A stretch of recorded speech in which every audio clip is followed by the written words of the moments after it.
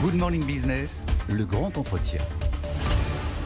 Il est 8h19 et notre invité c'est Jacques Cressel, le délégué général de la Fédération du commerce et de la distribution. Bonjour. Bonjour. Vous étiez à Bercy hier avec le ministre de l'économie, Bruno Le Maire, avec Olivier Grégoire, et vous leur avez donné des idées pour taper sur les industriels de l'agroalimentaire. Pourquoi vous leur avez dit par exemple, on veut négocier, on leur demande de baisser leur prix et un tiers nous disent non, 2 tiers nous répondent même pas. C'est vrai vraiment ? On a un objectif commun qu'on a clairement affiché hier avec Bruno Le Maire et Olivier Grégoire, c'est de faire en sorte de casser cette inflation gigantesque sur les produits alimentaires à la rentrée. Pour ça, il nous a demandé des efforts, de prolonger nos efforts avec le trimestre anti-inflation, qui est maintenant un semestre anti-inflation. On a dit collectivement oui, chaque enseigne va le faire à sa manière. On va l'élargir, notamment aux produits de rentrée scolaire. Donc nous, on joue le jeu, on le joue déjà et on va continuer. Et puis on s'aperçoit que malheureusement, en face, les industriels, les grands industriels, pas les PME, elles ne jouent pas du tout le jeu. Le gouvernement leur a demandé, leur a écrit en disant qu'il faut renégocier. Nous leur avons écrit, toutes les enseignes leur ont écrit des centaines de lettres. Aujourd'hui, il y a effectivement un tiers de non et 2 tiers de non-réponse. Donc on est dans une Ils ne veulent pas rouvrir les négos. On est dans une morgue absolue dans laquelle les grands industriels, des vrais picsous, sont là en se disant on est sur notre tas d'or qui grandit, nous avons des coûts qui diminuent.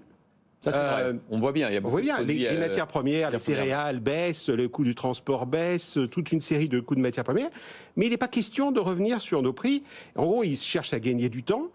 Donc on a demandé au gouvernement de prendre tous les moyens. C'est au marché de réguler ça plutôt que vous ou le gouvernement. C'est pas simplement aux consommateurs effectivement de choisir des produits moins chers. Mais c'est ce qu'il fait déjà. On voit bien qu'aujourd'hui il y a une tendance à aller vers les marques de distributeurs, vers les premiers prix, etc.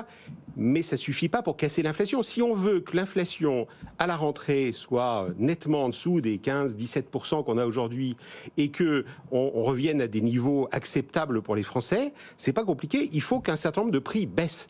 Et les prix qui doivent baisser sont ceux qui correspondent à des matières premières qui baissent, comme les céréales. Par contre, on a très clairement dit hier qu'il n'est pas question de renégocier avec les PME, parce que là, elles sont fragiles, et que deuxièmement, dans des secteurs comme le lait, ce sont des secteurs où il n'y a pas de baisse des coûts de production, donc là il n'y a pas de nécessité de renégocier.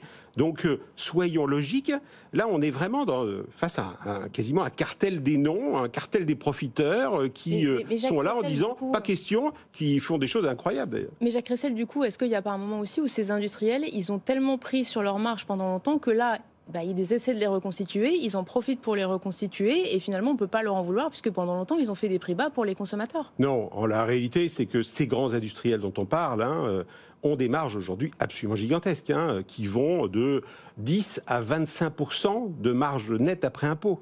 Alors même que, je vous rappelle... Vous parlez de qui, là ? Vous parlez Coca-Cola, aujourd'hui, est à 25% de marge nette après impôt. Nestlé, chaque année, entre 12 et 18%. Procter & Gamble, Pepsi-Cola, toutes ces grandes marques... on est sur BFM Business, c'est pas un crime de faire des marges... C'est pas un crime du tout. La seule chose, c'est que face à une situation extrêmement difficile pour les Français, il n'est pas normal qu'il y en ait qui profitent de la situation pour augmenter encore des marges. Vous avez un discours politique, Jacques Cressel. Ils ont acheté leurs matières premières en plus à un moment où c'était cher, qu'ils vendent maintenant. Certainement, s'ils l'achètent moins cher aujourd'hui, ils vendront moins cher. C'est un argument qui est extraordinaire, qui est utilisé par le président de l'ANIAC, j'ai écouté hier, qui dit mais c'est pas possible parce que nous avons acheté nos produits il y a longtemps, tout ça prend du temps, il y a des clauses de révision qui existent. L'année dernière, quand c'était une phase exactement inverse de hausse, ils nous ont dit ça marche pas du tout. Les surcoûts, ils arrivent immédiatement. Il faut renégocier immédiatement. Et donc, on a signé une charte. On a tous accepté de renégocier immédiatement et ça s'est fait. Et aujourd'hui, quand c'est l'inverse, ils nous disent non, le système n'a pas besoin d'être régulé, il n'y a aucun problème, ça va marcher tout seul. La réalité, elle est complètement différente. On l'a vu hier chez Bruno Le Maire, un tiers des contrats ne comportent pas les clauses en question. La plupart des autres sont difficilement applicables. Et sur le reste, on nous dit qu'il y a 6 mois d'écart entre le moment où on achète et le moment où les matières premières et où le moment où ça se répercute, à ce moment-là, qu'ils regardent ce qui s'est passé l'année dernière, où ils nous ont demandé des hausses immédiates, ça veut dire qu'elles n'étaient pas justifiées. Il y a un moment où il faut être raisonnable. Très franchement, tous les arguments sont recevables, mais à condition qu'ils soient intelligents. Vous nous dites un tiers des contrats, il n'y a pas ces clauses. Pour un autre tiers, c'est pas applicable. Ça veut dire qu'aujourd'hui, il y a 2 tiers des contrats entre l'agroalimentaire et vous qui peuvent être renégociés immédiatement, où les prix peuvent baisser. Ah non, ça veut dire que dans les contrats, il y a des clauses qui sont censées exister pour se mettre en œuvre automatiquement pour des révisions de prix et autres.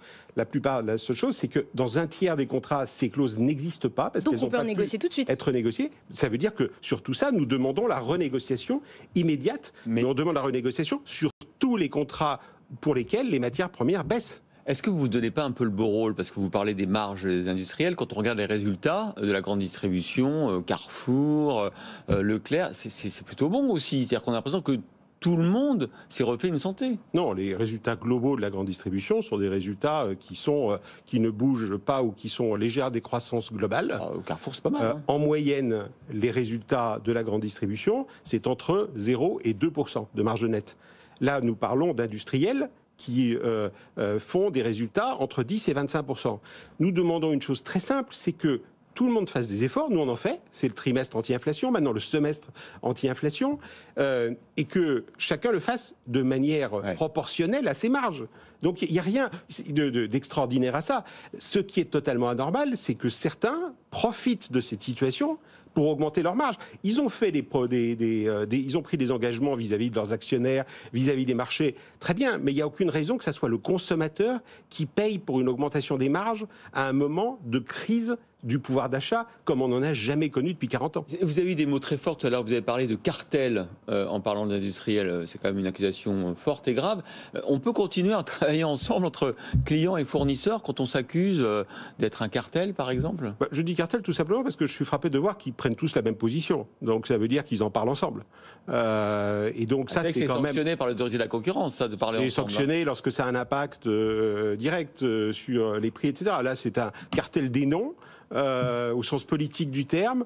Et très franchement, c'est quand même frappant de voir qu'ils prennent tous la même position, que leurs organisations disent pas question. Nous, on est dans une optique qui consiste à dire on a des clients, on doit s'occuper d'eux. Il y a des Français qui sont aujourd'hui dans des difficultés. On voit que 90% des Français, avec la crise, ont changé leurs habitudes de consommation. On a des Français aujourd'hui qui, le 15 du mois, sont en train de restreindre leur nourriture. Et pendant ce temps, il y en a qui augmentent leur marge. C'est ça qui n'est pas normal. Jacques Ressel, le gouvernement menace d'appliquer une taxe sur le chiffre d'affaires justement de ces groupes dont on considère que les marges sont trop élevées. Vous trouvez que c'est une solution, ça? Ça profiterait aux consommateurs d'un impôt supplémentaire sur des grands groupes industriels? Nous, ce que nous avons demandé au gouvernement hier, c'est que le gouvernement trouve le moyen juridique par voie réglementaire d'obliger les industriels à venir à partir de la semaine prochaine autour de la table de négociation. Vous ne demandez pas la taxation des groupes? Et donc, il faut absolument qu'on discute. Il ne s'agit pas d'imposer, il s'agit simplement d'imposer la discussion. Et à partir de là, qu'on regarde les chiffres. C'est pas compliqué. Les céréales ont baissé de 30%. C'est normal qu'il y ait une baisse de 30% des prix sur les pâtes ou autres qui puissent s'appliquer. Et puis s'ils nous disent que sur les gâteaux, comme le disait Olivier Grégoire l'autre jour, là, le sucre augmente, mais par contre le prix de la farine baisse, et là on en discute et on regarde et on voit si ça bouge ou si ça bouge pas. Ça se fait enseigne par enseigne, entreprise par entreprise, dans la transparence.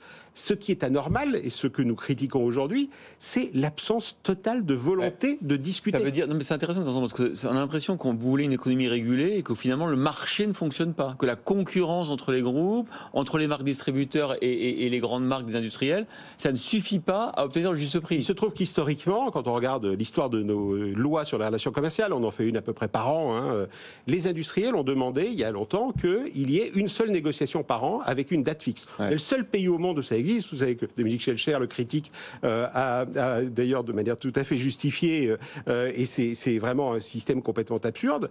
Là, on est juridiquement coincé, parce que puisqu'il n'y a qu'une seule négociation annuelle, les industriels nous disent il y a un contrat qui a été signé, attendons l'année prochaine.